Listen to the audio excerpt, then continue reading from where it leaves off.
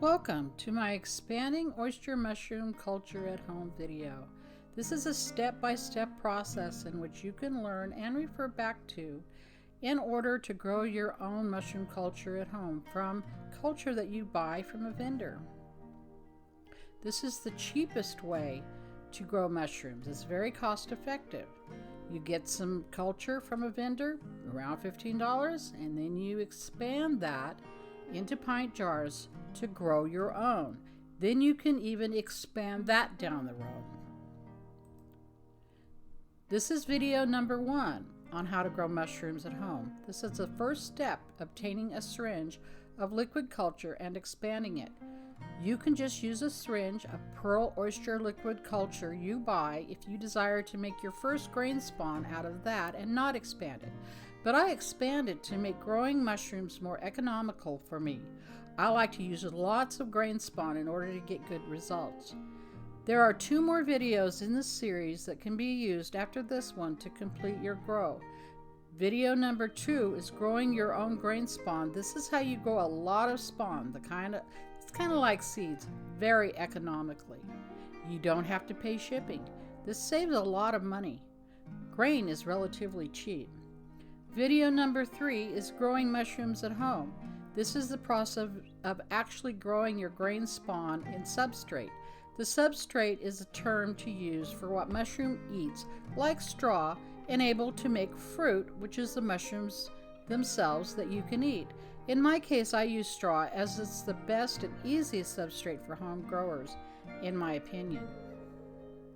You can make grain spawn at home to grow mushrooms without special and expensive equipment that turns into the thousands.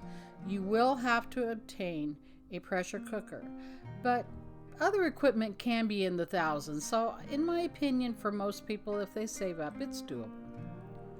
I will take you through the steps to expand your purchased liquid oyster mushroom culture.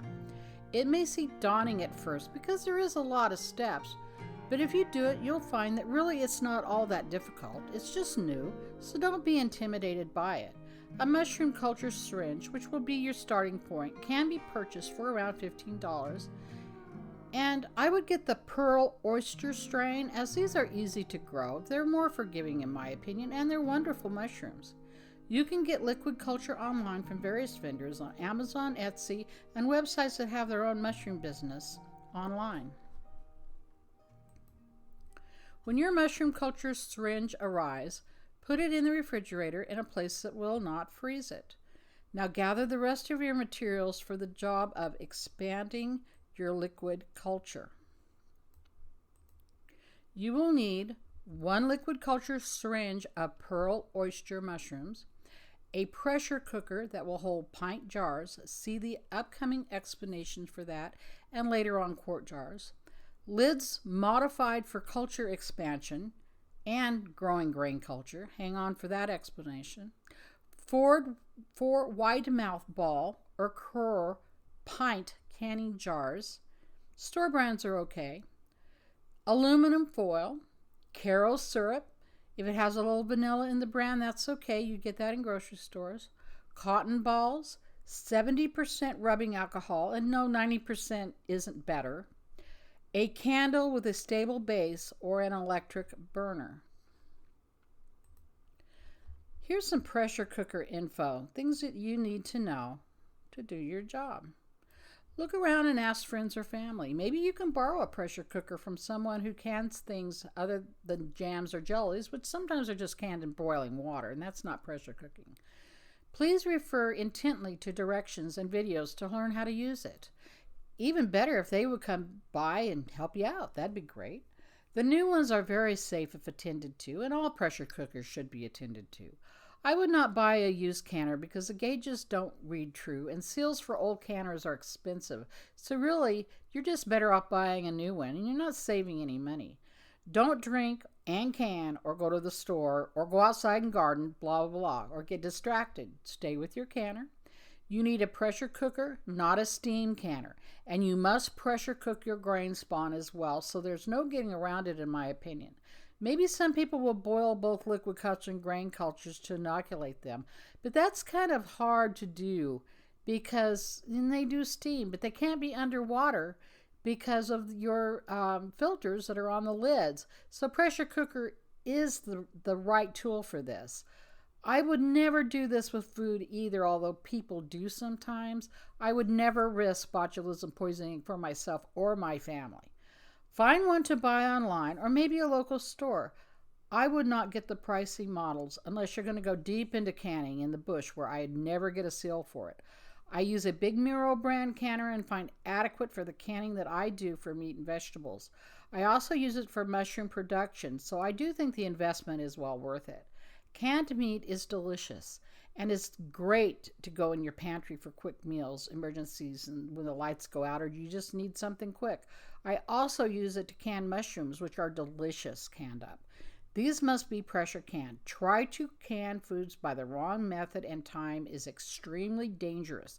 So follow the rules that are there for the purpose. You can go to the National Center for Food Preservation site to get the best canning teaching.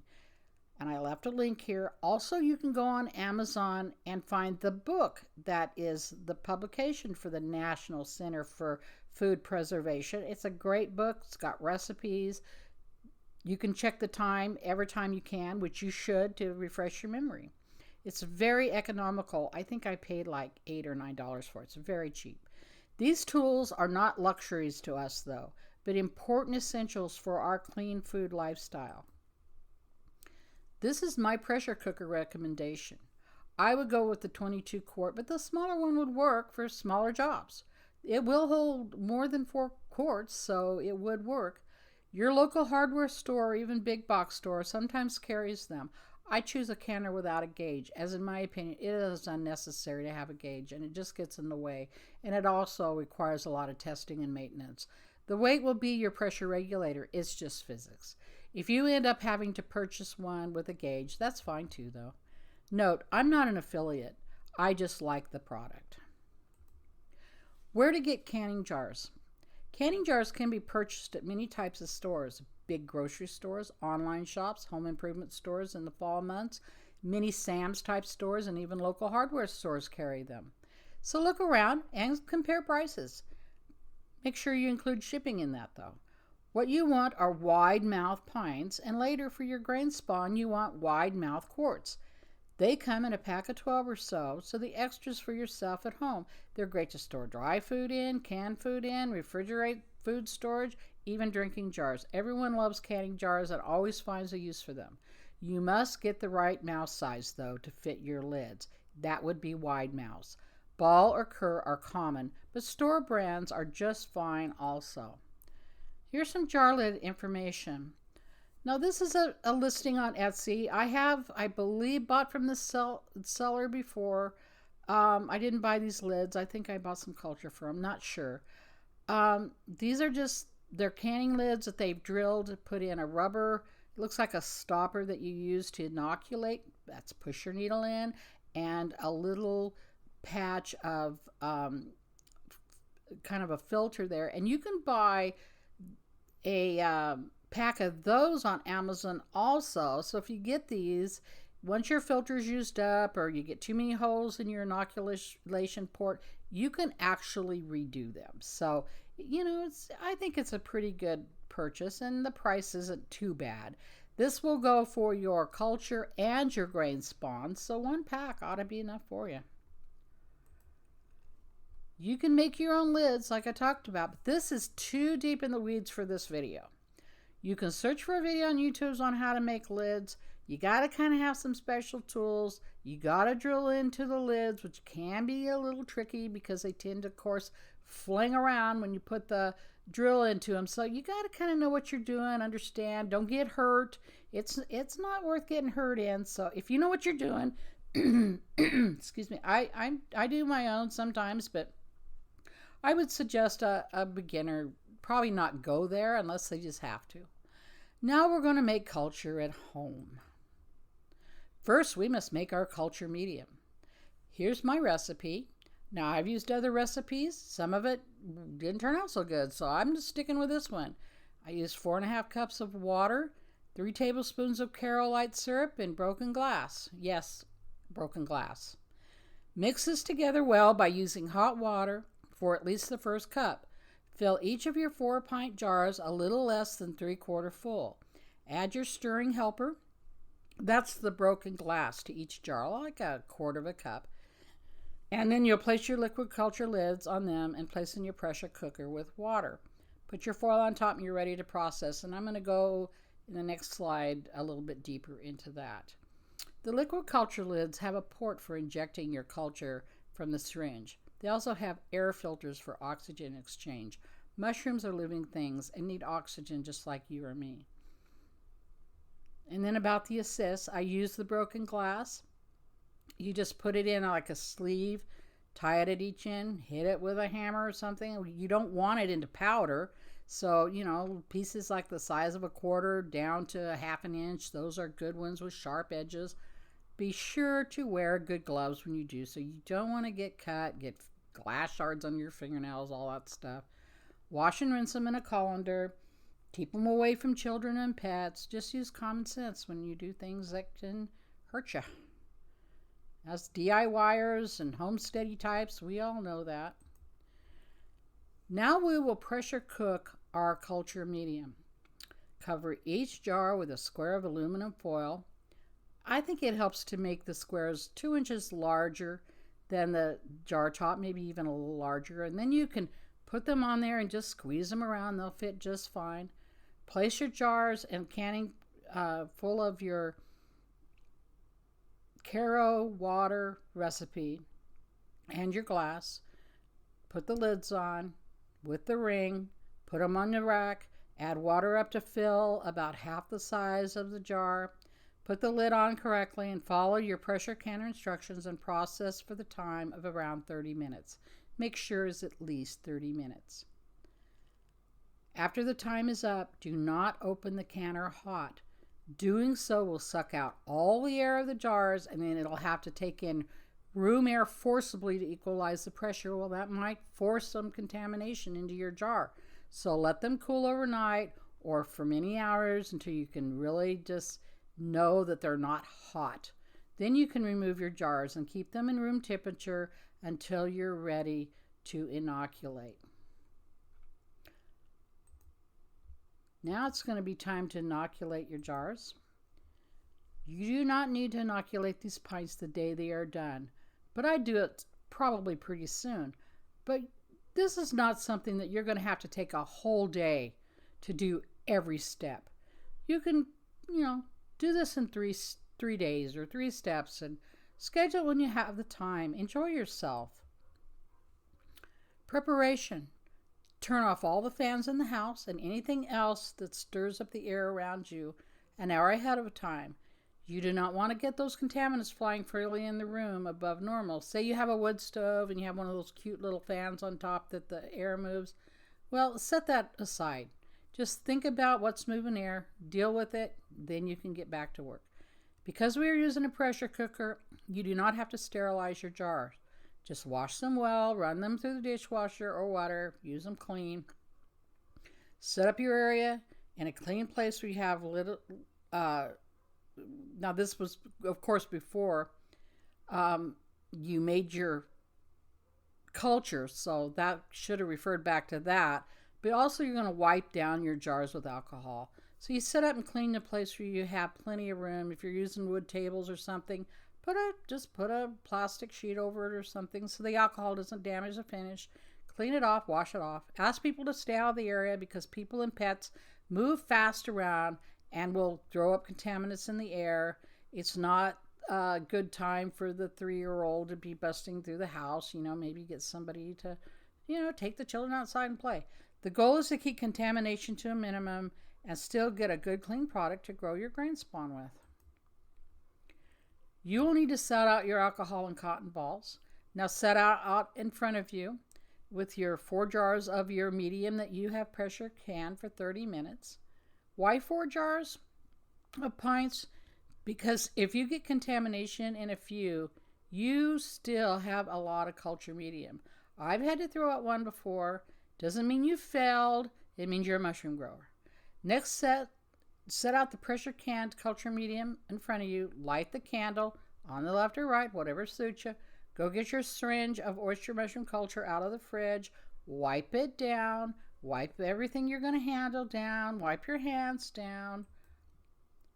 Expanding your liquid culture. Now we're going to inoculate. You have wiped down everything with your 70% alcohol. Pick up your syringe of culture. Wipe it good. Now we're going to inoculate it.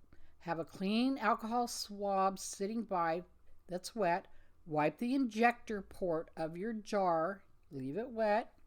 Place your syringe needle into the flame, but not too far back. You don't want to melt where it reaches the syringe itself, because that is plastic. So, I feel that if I have half of it red, it's good.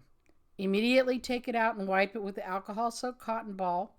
And doing it, take it over to your just wiped injection port and put it on top. Now what I do is I pinch the wet alcohol over the syringe. That way no contaminants from the air can kind of get in that tube. That works for me. Now lay it on there and insert it about halfway to expel approximately 1/4 of the liquid of that syringe into your jar of culture medium. The trip from the flame to the alcohol pad should cool it enough not to damage your port. Pull it out and wipe the needle with alcohol again. I just keep that wet alcohol pad over it at all times, and repeat with the other 3 jars of culture medium. Storing your liquid culture. Store your inoculated liquid culture pints in a dark room temperature area. It's fine. 70 degrees if your house 60 degrees. It would be better like if it's lower, say you have a wood stove, a cold area, keep it in the kitchen or keep it over there by the water heater or, whatever works for you.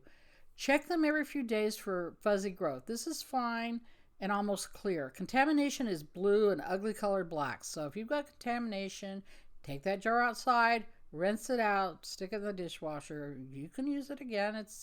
Didn't ruin the jar. It's fine. After inoculated and stored, I like to see at least a 1/2 inch of furry growth, and then I swirl them around and let the glass kind of break that up, and then I put it back on the shelf wherever I'm keeping it, and I just let it grow again. When it gets about 1 inch, it's good. I think there's enough culture in there to be effective. Store your cultures in an area that has refrigerator temperatures. That could be the top, right hand of your refrigerator. I use a wine fridge I picked up pretty cheap, and I was going to make cheese in it, but I find that it's very usable to store my cultures. So that's what's cooking around here right now. Now you can take a breath. You did it. You're on the road. Happy growing and the best of success to you. Thanks for watching my videos, and please help me make more content by subscribing and liking this video. It helps others find it online too. And please see my other videos on how to grow mushrooms on the other part of the series. Expanding your oyster mushroom culture. That's what this one is. The oyster mushroom grow yourself. How to make grain spawn. How to cook mushrooms. And keep in tune. We're going to be doing some more DIY homesteady type things. And many blessings to all of you. Bye-bye.